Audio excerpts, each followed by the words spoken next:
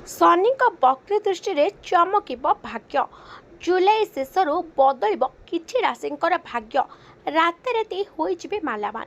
नमस्कार, जय जगन्नाथ। भाग्यलिपि टिप्स को आपण मानकु स्वागत। दर्शक बंधु, शनिकर वक्री दृष्टि में किछि राशि व्यक्ति विशेष मानकर चमकबाकू जाउछि भाग्य।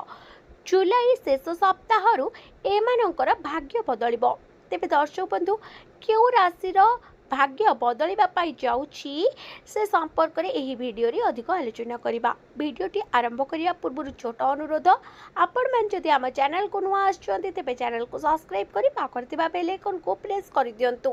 कमेंट बॉक्स रे ओम शनिश्चराय नमः निश्चित लिखंतु। तेबे आसंतु जानिबा जुलाई मासर शेषरु केउ राशि व्यक्ति विशेष मानकर भाग्य चमकबाकू जाउछि।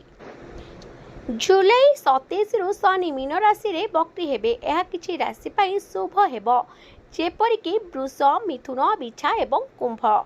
ज्योतिष शास्त्र रे सबुठारु धीमा चालुथिबा ग्रह एवं न्यायर देवता भाव में शनिदेव को परिगणित करे जाय। वर्तमान समय रे ग्रहराज शनिदेव मीन राशि रे विराजमान करुछंती। चलित वर्ष शनिकर चाली रे एक बड़ परिवर्तन हेबा पाई जाउछि, कारण शनिदेव मीन राशि रे ओलटा चलिबा आरंभ करिछंती, जहा आसंता 27 जुलाई रे आरंभ हेबो। साधारणतः शनिदेवंकर एही पछुआ चलिबा को अत्यंत कष्टकर भाबरे परिगणित करा जाय। तथापि ज्योतिष गणना अनुसार मीन राशि रे शनिकर ओलटा चली समस्त राशि पे खराब हेबो नाही।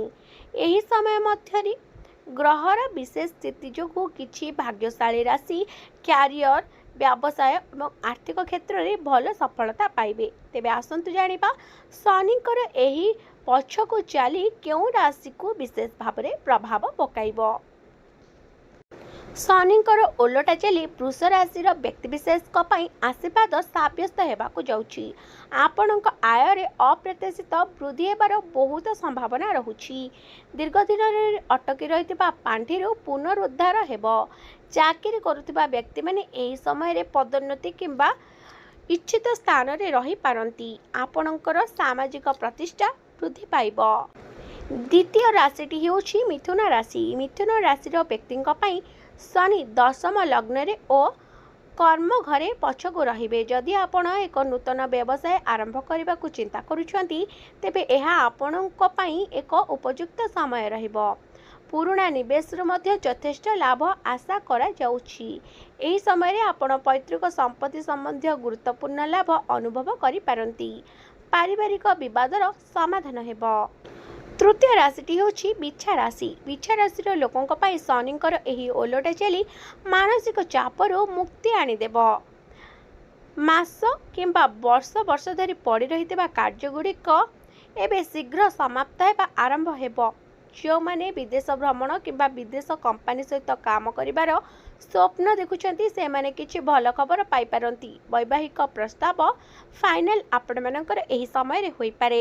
चतुर्थ राशिटी हेउछि कुंभ राशि। कुंभ राशि शासक ग्रह होइतिबारु शनि मीन राशि रे एवं ओलटा चली आपणक धन को प्रवाहित करिवो। एही समय मध्य रे आपणकर सुविधा एवं विलास वृद्धि पाइब एवं आपण टंका संचय करिबारे सफल हेबे।